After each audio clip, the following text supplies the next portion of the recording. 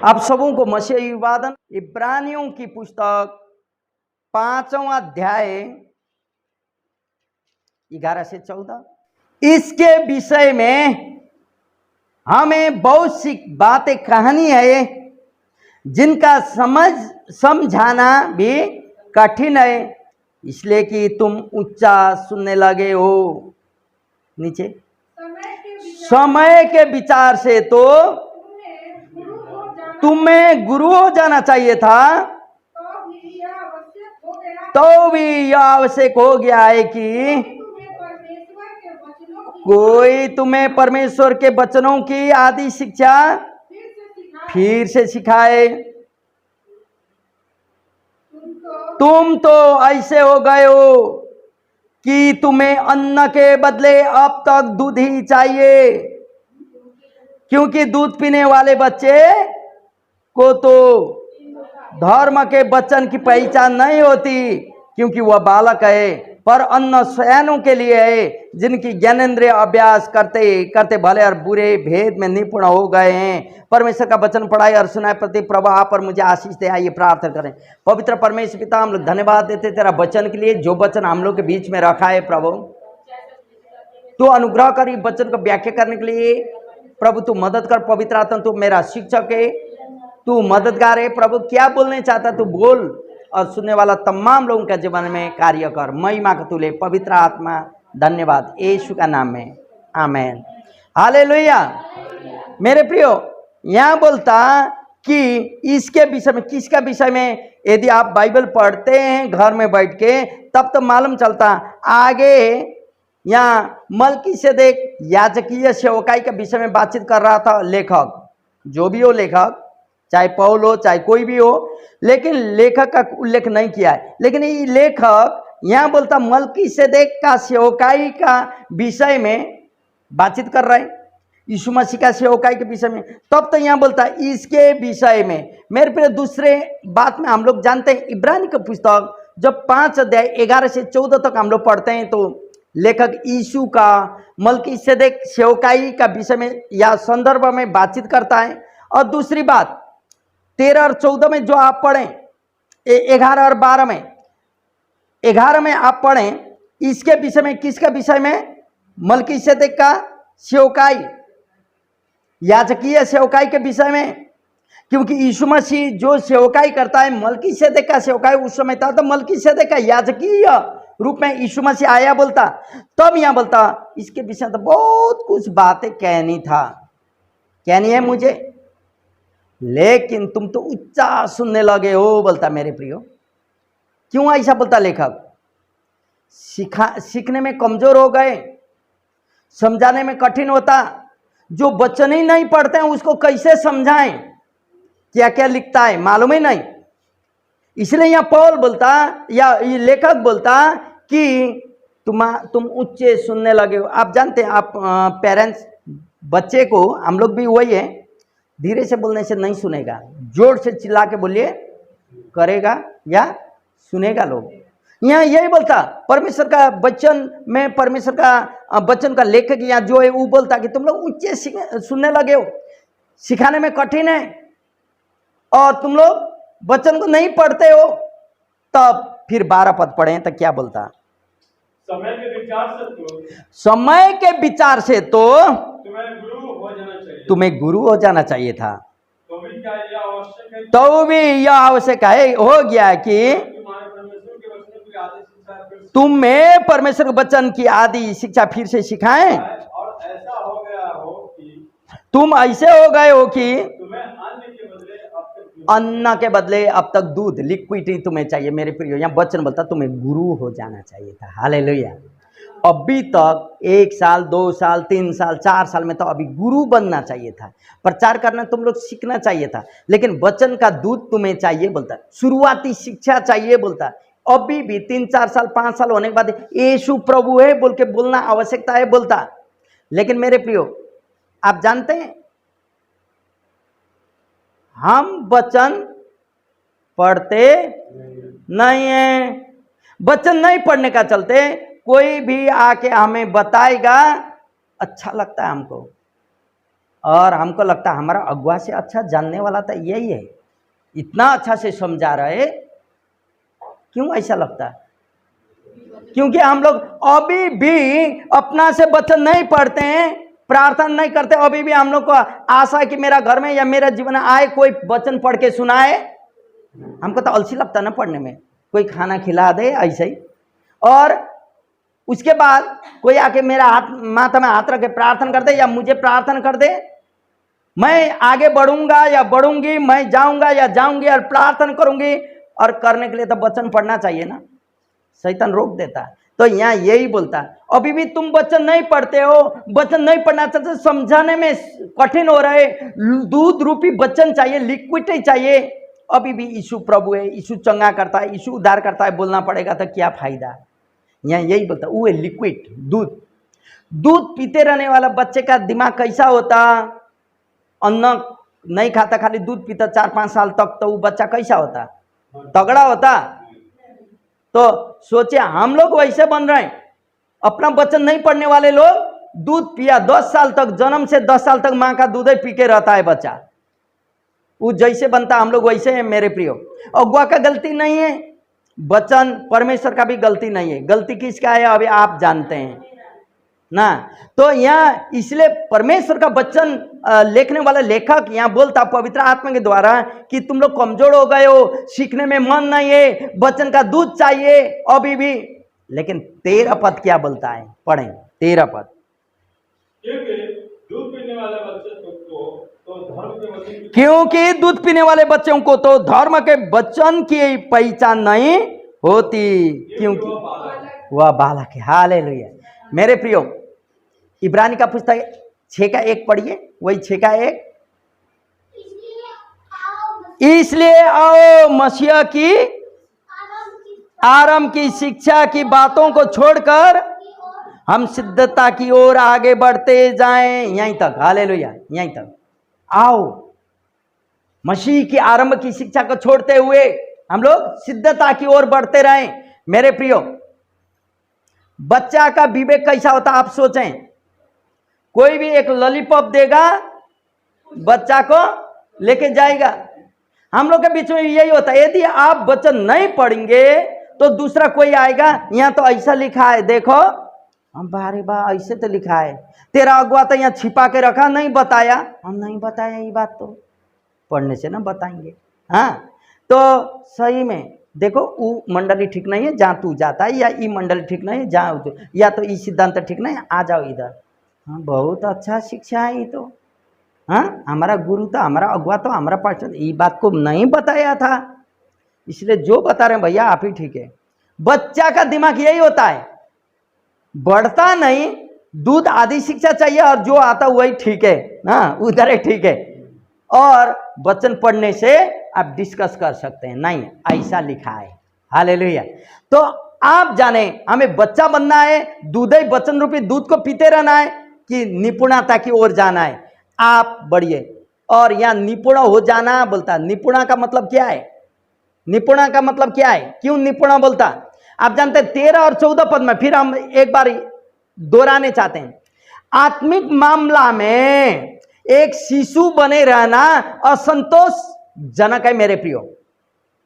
आत्मिक मामला में एक बच्चा बने रहना असंतोष। कोई खड़े रहते हैं प्रार्थना करने के लिए, आज पास्टर जी प्रार्थना कर देंगे। अरे भाई, प्रभु वही प्रभु पास्टर के साथ, अगुआ के साथ, वही प्रभु आपके साथ। आपको आत्मा बोल रहे थे जाके आकर के प्रार्थना कीजिए, आप जाके प्रार्थना कीजिए ना, चंगा हो जाएगा। हालेलुया। चंगा करने पास्टर नहीं है, लेकिन कौन है? प्रभु है। जो प्रभु के ऊपर में आप विश्वास करते हैं। नहीं तो बच्चा बनते रहेंगे तो हम लोग आत्मिक मामला में है। और बच्चा क्या होता? अनुभवहीन होता। अनुभव रहता बच्चा को कुछ नहीं, अनुभवहीन रहता। और बच्चा में कुशलता की कमी होती है, घटी होती है, जिसका परिणाम समुचित नैतिक चुनाव करने में सक्षम नहीं होता। बच्चा कोई चुनाव कर सकता? पापा यहाँ का जमीन बेच दें, हम लोग ये घर बेच दें, यहाँ से लोन लें, बच्चा बोलेगा? कर नहीं पाए तो कुछ भी चुनाव कर नहीं सकता।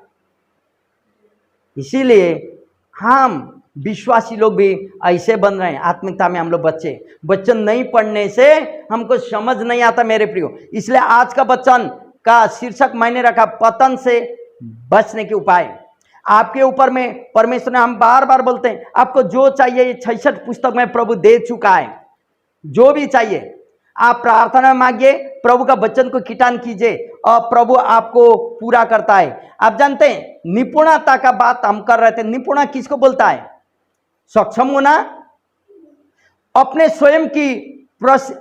स्वयं को प्रशिक्षित करना और भले और बुरे का विवेक कर लेना। सुने, इस प्रकार का व्यक्ति ठोस भोजन खा सकता है। निपुण लोग ठोस भोजन खा सकता है। बच्चे लोग दूध पीता है। दूध पीने वाले लोग बड़े तक लिक्विड पीता तो स्ट्रांग नहीं होता। इसीलिए आज हमें बच्चा बनना है या निपुण बनना है, आपके ऊपर में है। हालेलुया। आप क्या बनने चाहते हैं मेरे प्रियो? यदि आप बच्चे बनने चाहते हैं ठीक है, लेकिन अच्छा नहीं है, आशीष नहीं मिलेगा। ठोस भोजन चाहिए तो निपुणता की ओर जाना। निपुणता में जाने के लिए वचन को पढ़ना है। निर्णय करने क्षमता आप और मेरे जीवन में होना चाहिए मेरे प्रियो। यदि ऐसा है तो आइए मेरे साथ योना रचित सुसमाचार 10वां अध्याय में जाएं। थोड़ा सा मैं आपको बताने चाहता हूं। योना की पुस्तक 10 अध्याय, योना रचित सुसमाचार 10 अध्याय 7 से 10 तक। 7 से 10 तक। तब यीशु ने उनसे फिर कहा, मैं तुमसे सच सच कहता हूं, भेड़ों का द्वार मैं हूं।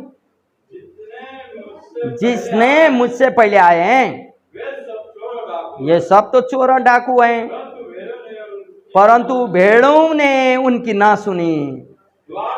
द्वार तो मैं हूं। यदि कोई मेरे द्वार से भीतर आने प्रवेश करे तो उद्धार पाएगा, भीतर बाहर आया जाया करेगा, चारा पाएगा। आप सब लोग बोलिए मेरे पीछे, चोर किसी और काम के लिए नहीं, परंतु केवल चोरी करने और घात करने और नष्ट करने को आता है। मैं इसलिए आया हूं कि जीवन पाए और बहुतायत से पाए। आमेन, हालेलुया। यहाँ यीशु कहते मेरे प्रियो, द्वार मैं हूं। कहाँ का द्वार? स्वर्ग प्रवेश करने की द्वार।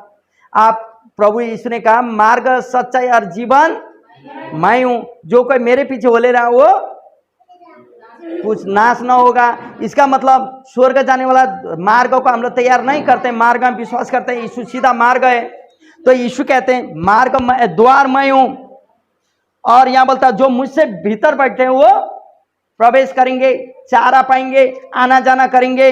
लेकिन फिर 10 पद बोलता, लेकिन खिड़की से प्रवेश करने वाले लोग, खिड़की से प्रवेश करने वाले लोग जो हैं, हालेलुया, और चोर होते हैं। दरवाजा से प्रवेश नहीं करने वाला कौन होते हैं? चोर होते हैं। चोर क्यों आता? आपको आशीष देने के लिए आता ना। क्या करने आता?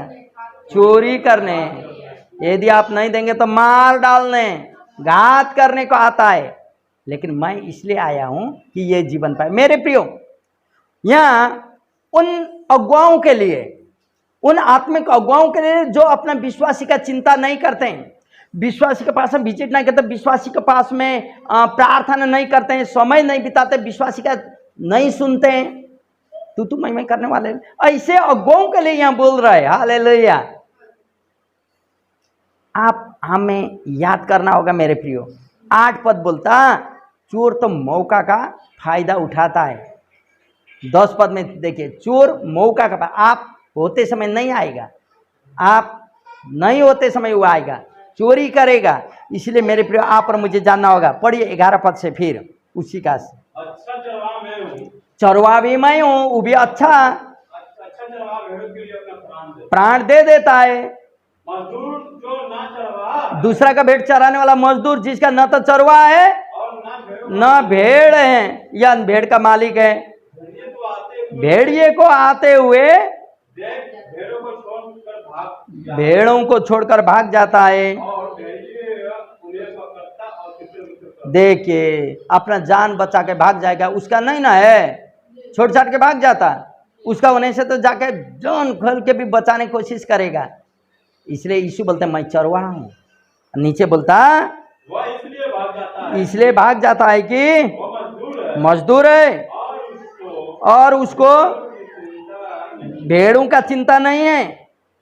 अच्छा चरवाहा मैं अच्छा चरवा मैं हूँ, जिस तरह हाँ पिता मुझे जानता जानती है पिता मुझे और मैं पिता को जानता और मैं पिता को जानता हूँ, इसी तरह मैं इसी तरह मैं भेड़ों को जानता हूँ भेड़ों को जानता और हूँ। मेरी भेड़ें हाँ मुझे जानती हैं मुझे जानते हैं, और मैं भेड़ों के लिए अपना प्राण दे भेड़ों के लिए अपना प्राण भी दे देता हूँ। और मेरी हाँ और भी भेड़ें हैं हाँ जो इस भेड़शाला की नहीं, यहाँ मुझे उनका शब्द भी लाना आवश्यक है। हालेलुया। हाँ वे मेरा शब्द सुनेंगे मेरा शब्द मेरा भेड़ सुनेगी तब एक ही झुंड और एक ही चरवाहा होगा। हालेलुया। मेरे प्रियो यहाँ बोलता बच्चन ऐसो अच्छा चरवाहा है, भजन संहिता 23 में भी हम लोग पढ़ते हैं, हरी चराए में लेके चलता है, लेकिन यहाँ बोलता चरवाहा अपना भेड़ के लिए अपना प्राण को भी दे देता है। हालेलुया। मजदूर जो भेड़िया आंख देख के भाग जाता, इसका मतलब चरवाहा अपना विश्वासियों का दुख सुख हर एक परिस्थिति में साथ देना है। जो नहीं देता उसको यहाँ प्रभु क्या कह रहा है आप जानते हैं। इसलिए यहाँ बोलता कि हम एक अच्छा चरवाहा बनने का कोशिश करना होगा, एक अच्छे भेड़ बनने का कोशिश करना होगा। मेरे प्रियो आपको मैं एक बात बताऊंगा, यहाँ आप पढ़ते पढ़ते याद करें होंगे प्रभु ने क्यों भेड़ का बात किया, बकरी का नहीं किया। क्यों? भेड़ और बकरी में क्या अंतर है? भेड़ तो सीधा साधा जानवर होता है, सीधा होता है, वो जहाँ जाएगा जाएगा, मुड़ी झुका के ही जाता है, मुड़ी झुका के जाएगा। लेकिन बकरी उछल इधर उधर चोरी करता है, इधर उधर एक साथ में स्थिरता नहीं रहता। इसलिए प्रभु हम लोगों को बकरी का समान नहीं बोला, लेकिन कई विश्वासी बकरी के समान बन जाते हैं ना। कई विश्वासी इधर भी टेस्ट करने जाएगा, उधर भी जाएगा, एक बाप एक माँ का बच्चा, लेकिन 2-4 बाप 2-4 माँ का बन जाते हैं हम लोग, 2-4 मंडली का विश्वासी बन जाते हैं। इसलिए केयरफुल रहना होगा मेरे प्रियो। चरवा भी हम लोग को नहीं पहचानेगा कि हम कौन भेड़शाले के हैं। हाँ, इसीलिए हम लोग को बकरी नहीं बनना होगा मेरे प्रियो। हम बकरी के समान नहीं, लेकिन भेड़ों की नाई हमें होना होगा। यदि हम सीधाई से चलेंगे, खराई से चलेंगे, तो हमारा जीवन आशीष होगा मेरे प्रिय। इसलिए आप अपना जीवन आशीष पाने चाहते हैं, पतन से बचने चाहते हैं, तो बच्चन को क्या करना होगा? पढ़ना होगा। लिक्विड या दूध ही नहीं, लेकिन ठोस भोजन खाकर निपुण बनना होगा। और ऐसा करेंगे तो कोई भी आपको सवाल पूछे आप खड़े रह सकते हैं मेरे प्रिय। ऐसा करते हैं तो प्रभु आपका आशीष करता है।